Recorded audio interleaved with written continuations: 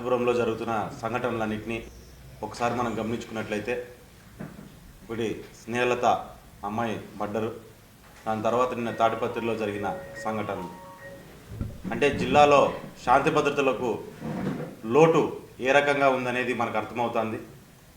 ఈరోజు మనకు ఆ అమ్మాయి స్నేహలత అదైతే వాళ్ళ అమ్మ మన దిశ స్టేషన్లకు కంప్లైంట్ చేసినా కానీ ఎవరు పట్టించుకునే నాదులు లేకుండా ఇబ్బంది పడడం వల్ల ఈరోజు మనం ఒక నిండు ప్రాణాన్ని పోగొట్టుకోవడం జరిగింది.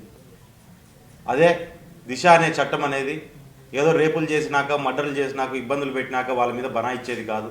దిశ పోలీస్ స్టేషన్లు కానీ ఆ యాప్లు కానీ పెట్టేది ఎందుకంటే ఇట్లాంటి సంఘటనలు జరగకుండా చూసుకోవడానికే అట్లాంటివన్నీ పెడతారు.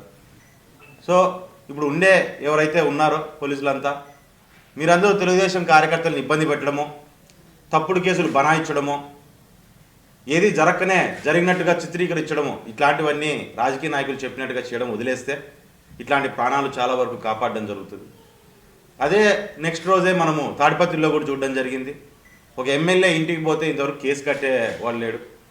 వాళ్ళు పెట్టలేదు అని చెప్పానో వాళ్ళు కేసులు పెట్టాలనే దాని బదులు పోలీసులు స్మోటోగా తీసుకోవాలి. ఇట్లాంటి సంఘటన జరిగినప్పుడు చాలా ఏళ్ళు పట్టింది, చాలా సంవత్సరాలు పట్టింది ఈ ప్రాంతంలో ఎటువంటి ఇబ్బందులు లేకోకుండా శాంతి నెలకొల్పడానికి.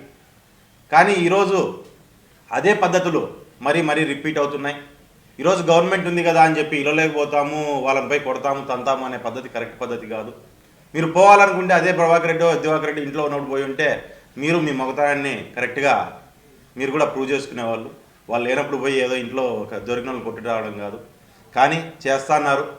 రేపు పొద్దున క్రయాలు ఇలాగనే ఉండవు. గవర్నమెంట్లు మారుతాయి, గవర్నమెంట్లు మారినప్పుడు పరిణామాలు మారుతాయి. దానికి తగ్గట్టుగా మూల్యం మీరు కూడా చెల్లించుకోవాల్సి వస్తుంది.